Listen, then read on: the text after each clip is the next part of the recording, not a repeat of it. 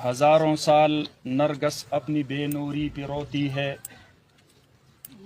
हजारों साल नरगस अपनी बेनूरी पे रोती है, बड़ी मुश्किल से होती है चमन में दीदवर पैदा। दे महफल के नास ज़मूंग ढेर दराना मशरान और ज़मा द जमीयत उलमा इस्लाम ढेरो पजड़ा ज़ख्मी मलगरो दा कम मौका बांधे چې مونږ او تاسو راجمع یو خوږ مشر یو خوږ دوست چې هغوی زمونږ نه نن جدا شو په یو حادثاتي وفات باندې او د شهادت په وفات باندې الله رب العالمین لاړ. رب ذوالجلال دې مونږ او تاسو ټولو ته او ټول اهل اسلام ته په دغه عظیم صدمه باندې صبر او استقامت نصیب فرمایي. ان لله ما اخذ وله ما اعطى وكل شيء عنده باجل مسمى. دا الله فیصله ده.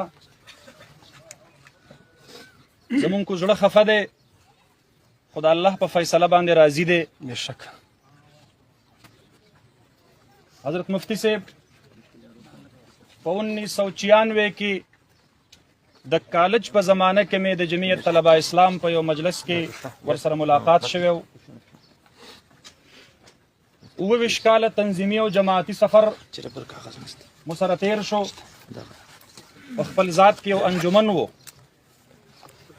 الله رب العالمین ورله ډېر عجیب صفات ورکړي. تر اخره پورې په خپل میشن باندې، په خپل قیادت باندې او په خپل جماعت باندې مستقیم پاتې شو. الاستقامة فوق الكرامة، استقامت على الحق او استقامت على الدين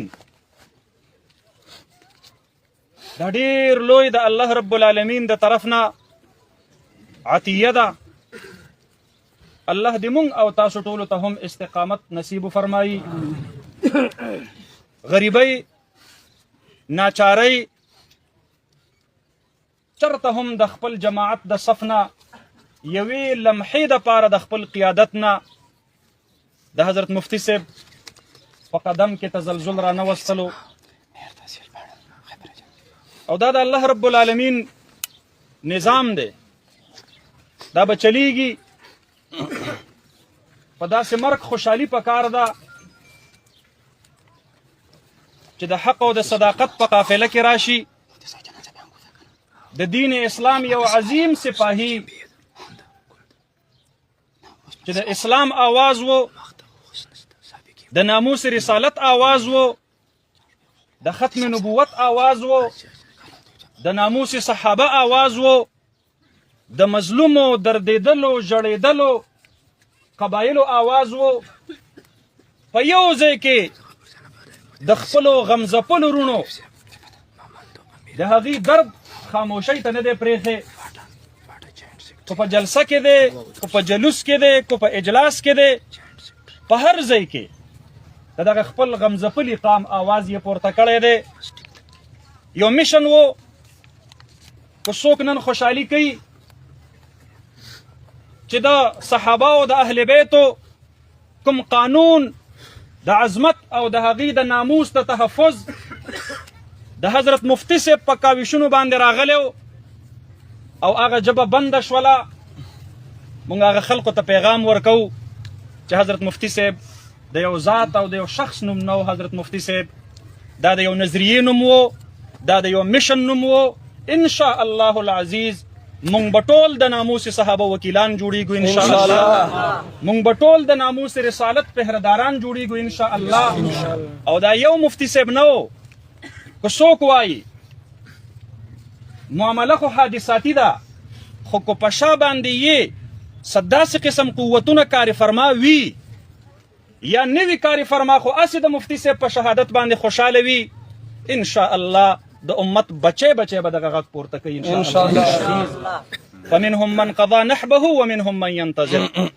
څوک هغه خپل د الله سره کړې وعده هغه یې پوره کړله او څوک منتظر دي ان شاء الله العزیز مونږ به د خپل جماعت سره د خپلو اکابرو سره د خپلو اسلافو سره ان شاء الله تا دمې مرګ مونږ به سره ولاړ یو.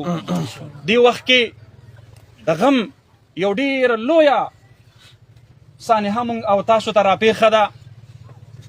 هغه به کم دروند غم و چې جناب نبی کریم صلی الله علیه وسلم غوندې هستی د صحابه کرامو تر مخې هغوی پراته وو. وما محمد الا رسول قد خلت من قبله الرسل افإن مات او قتل انقلبتم على اعقابكم ومن ينقلب على عقبيه فلن يضر الله شيئا وسيجزي الله الشاكرين وكأي من نبي قاتل معه ربيون كثير فما وهنوا لما أصابهم في سبيل الله وما ضعفوا وما استكانوا والله يحب الصابرين. الله رب العالمین دې په دغه عظیمه صدمه باندې مونږ او تاسو ټول د صابرینو په صف کې شامل کړي او الله رب العالمین دې مونږ ته نعم البدل را نصیب کړي. مونږ د حضرت مفتی صاحب په فراق باندې حقیقتا ډیر زیات غمجن یو. د حضرت معاذ رضی الله عنه بچی وفات شو. حضرت معاذ رضی الله عنه په یمن کې او ډیر سخت خفاو. نبی علیه السلام مبارک یو صحابي ته فرمایل خط ورته ولیکا او په خط کې ورته ولیکل چې کو ستا دا خفګان ستا دا ژړا او ستا دا فریاد ستا دا بچی را واپس کولی شي نو بېشکه خو کو داسې نشي کولی نو د الله په فیصله باندې صبر وکړه. موږ د الله رب العالمین په فیصله باندې صابر یو. موږ په هغې باندې صبر کوو او عزم د دې عزم اظهار کوو ان شاء الله العزیز. د حضرت مفتی صاحب میشن به مونږ نه پرېږدو. نن چې د حضرت مفتی صاحب سره د دومره خلقو الفت او محبت دی چې هره سترګه د اوښکو نه ډکه ده دا د هغه د میشن سره محبت دی. دا د هغه د صدق سره محبت دی. دا د هغه د اخلاص سره محبت دی. او زه په دې موقع باندې هغه خلقو ته هم دا وایم چا چې نن د حضرت مفتی صاحب د وفات په پوسټونو باندې غلط کمنټس کړي دي او چا چې په مړونې باندې حضرت مفتی صاحب ته کنزل کړي دي مه کوئ داسې. ډیر دردمن زړه الله له لاړ شو او ډیر لوی شکایت به د دې امت د طرف نه وړی وي. الله لا ربا ستا د دین خدمت مو کوو او خلقو راته په لارو کوڅو کې کنځلې کولې. الله په ژوندانۍ را باندې ړه یخ نه شو نو زما د مرګ نه وروسته یې راپسې کنځلې شروع کړلې. هغه خلقو ته زه وایم چې ای د علماو توهین کوونکو خلقو د علماو آزار ما اخلئ زړونه ورله مه په تکلیف کوئ. حضرت مفتی صاحب لاړ شو د شهداو ان شاء الله د شهداو او د جنتیانو ټولګي ته به تللی مخکې ترنه خپل ملګري تلو. قاري سمیع صاحب ترنه مخکې تلو. مولانا محسن صاحب ترنه مخکې تلو. شیخ الحدیث مولانا نصیب خان صاحب ترنه مخکې تلو. مولانا سنجان صاحب ترنه مخکې تلو. مفتی سلطان محمد صاحب ترنه مخکې تلو. د هغې شهداو د روحونو سره به نن مفتی صاحب خوشحاله وي. هغه خپلې قافلې له ورسېدلو. هغوی به هم د قبایلو شهداو به نن خپل میرې کاروان په جنت کې د ځان سره یو ځای لیدلی وي. هغه الله رب العالمین له راضي لاړ شو. هغه مرضي لاړ شو. د هغه د چهرې نه مونږ اوس داسې محسوسوله. حدیث مبارک کې راځي جنتي چې کله وفات کیږي نو د الله د طرف نه یو فرشته ورته راشي وایي د الله د طرف نه در باندې سلام پیش کومه دغه ستا جنت دی ورته وګوره. د ده په چهره باندې بیا د هغې جنت آثار ښکاره کیږي. هغه خوش قسمته و الله له لاړ شو د عظمت او د استقامت خاوند و. خو کوم خلق چې په مړونې باندې د هغه په مرګ خوشحالۍ کوي او په هغه پسې غلط کمنټس او پوسټونه کوي موږ هغې ته وایو داسې مه کوئ. دا علما د دې امت محسنین دي. دا علما د دې امت خیرخوا او خواخوږي دي.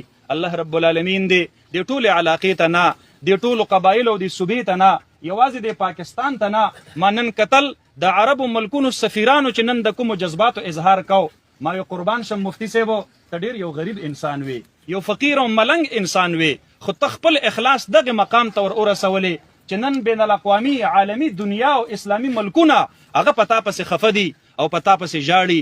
دا حقیقت کې ستا اخلاص دی. خو کاش چې دا اخلاص دا ستا د مرګ نه مخکې دا ښکاره شوی وی په دې خلقو باندې نن دې ټولې دنیا تسلیمه کړله. الله رب العالمین دې د هغوی دا شهادت قبول کړي او مونږ او تاسو ټولو ته د الله رب العالمین په دغه عظیمه سانحه باندې صبر جمیل نصیب فرمایي. واخر دعوانا ان الحمد لله.